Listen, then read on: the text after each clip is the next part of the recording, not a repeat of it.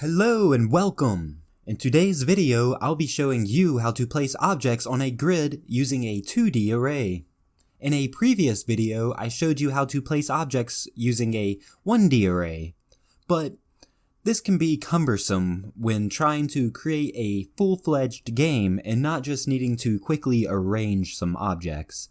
Using a 1D array, you have to look up which row and which column each object is on. But with a 2D array, you already know exactly which column and row each grid position is at.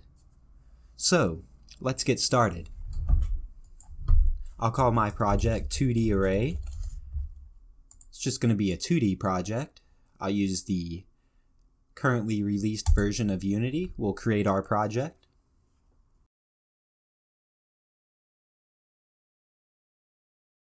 Now that our project is open, we'll make an empty object. We'll call it Grid Manager.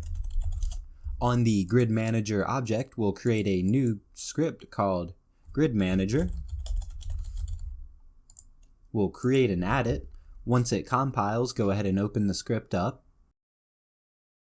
So the way I will set up the size of our grid, I will be using the orthographic size of our 2D camera to determine how many objects using a 1 unit size across and up we will need to fill in the entire screen. To do that, we'll need a int to store our grid. The int needs to be a 2D array. To do a 2D array in C#, you simply need to add a comma. We'll call our grid grid. Now we need some variables for the vertical, the horizontal.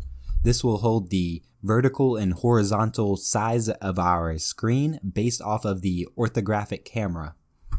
Now we will use variables columns and rows to determine how many objects across the columns and how many objects down the rows can our screen hold. To determine these values, we'll use vertical is going to be equal to, it's going to always be an int for the math that we are doing. This can be set to non-ints, but we will just always make sure that it is an int. We'll access our camera using camera.main. Now if you are accessing your camera often, you would want to store this variable in something like camera. But we are just doing it in the start, so I'll just go ahead and access it, because to store it you would need to access it anyways, so there's no reason to waste memory storing it if we are just accessing it one time. What we need is the orthographic size. Now our horizontal is going to be using the size of the vertical, but to get the width of the horizontal, we need to get our screen's ratio. To do that, we'll do screen.width divided by screen.height.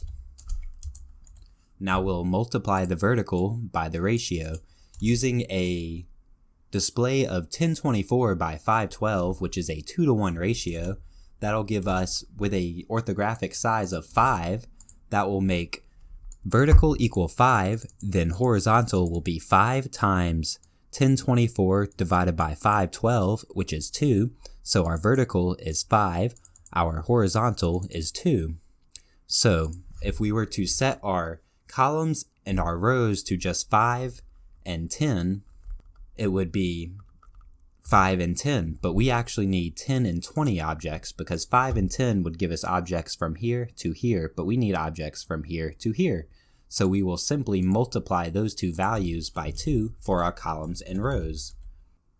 Oh, maybe spell columns correctly. So columns will equal horizontal times 2, and our vertical will equal our rows will equal vertical times 2. Now using these values, we will set up our grid. So with these values known, we can simply say grid equals new int with a size of columns and rows. Now that we have our array of ints set up, we will simply do a for loop through the columns and a for loop through the rows, using j for the variable on this one. Now we will say grid I j equals, we're going to set the int value to a random range just to see that it is creating a grid of objects and storing a value on it. So we'll use random.range, and you could use this range to say what tile you would want to instantiate into the game or whatever you are using your grid for. Maybe it's a grid for an inventory. You could use the range to store the lookup index of the item's ID. Anything, be creative. I'll just put 0 and 10. That'll give us a value between 0 and 9, because when you're using an int, the second value is exclusive. When you use a float, the second value is inclusive, as it explains in the description. Now that we have our grid set up, we would want to possibly visualize it, but let's make sure this code works. And the easiest way to do that would be to set a breakpoint at the end of our start, attach your Visual Studios to Unity, go back into Unity. It's going to have to compile our code. Once it compiles, we can go to our grid manager, make sure everything's set up. We have no variables that need setting up. When you're using a 2D array, it does not serialize in Unity, so we'll actually need to be using Visual Studios to debug to make sure that our grid is full of objects. That's why we added the breakpoint. If you don't understand how to use breakpoints, I actually have a video that you can go watch to understand what I'm doing. So go ahead and click on play. Our breakpoint fired. Let's open up this, which should hold our grid. Our grid is full of spots. They all have values. Cool, so let's try to display our grid and see if that works. To display the grid, we'll make a function and call it spawn tile. We could even make it take in the value that we put in to maybe change the color of the tile or something. I'm not sure, really. We might try that. So we need an int x for where it's going to be placed on the grid, and then the value for the random range that we put in.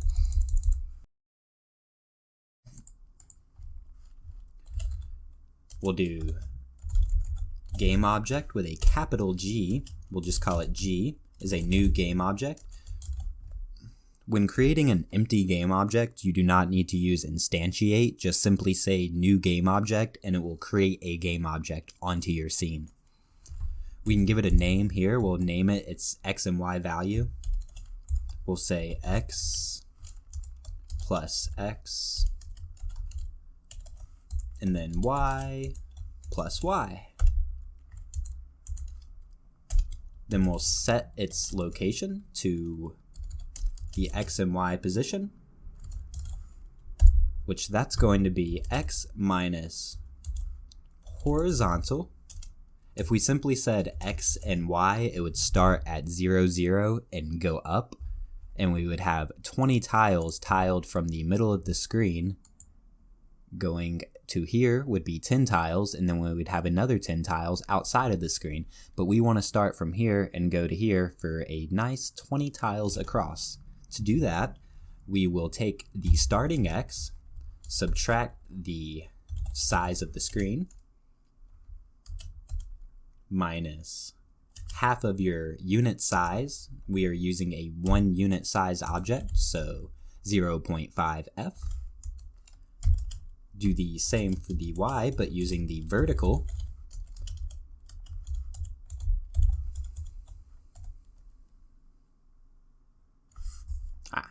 Also put a new vector 3. Now we will run spawn tile after this. Let's put in our values, which will just be I and j. And then we can just put grid ij here, which will be that value. Let's make sure it works, and then we can use the value to try to change something on the object.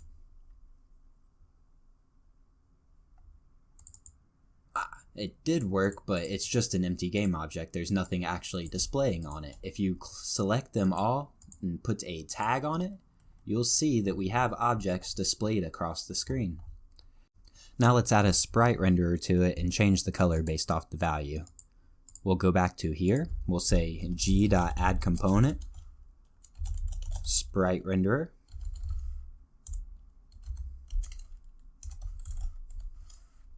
And we'll store this in a variable called s. Then we can do s.color equals new color. Alright, let's set this value to 0.0f to 1.0f. Now our second value should be inclusive. We'll make this a float instead of an int. We will now use this variable to change the color that we want on our sprite renderer. The color is now going to be just value, value, value.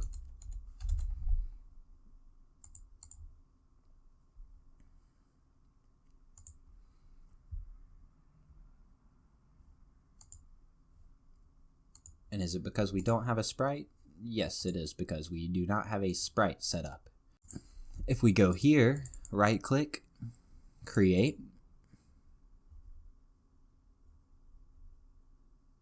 sprites, a square.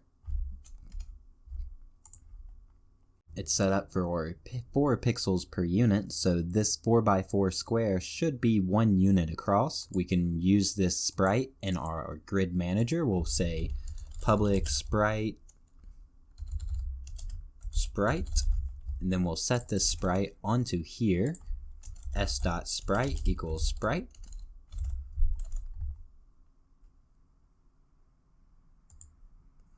Put the sprite onto your grid manager, and let's see if that worked. We now have a screen of sprites with a random value from 1 to 0 all the way across. I hope you enjoyed this video. In our next video, we will be using a sprite sheet to spawn in different tiles into the background. We will then later take a scriptable object and put tile themes on it and update the tiles that are spawned onto our grid with new tiles based off the new theme. After that, we will take our themed tiles and add foliage or decorations to the tiles based off the logic of our game. I'll see you next time. Have a wonderful day.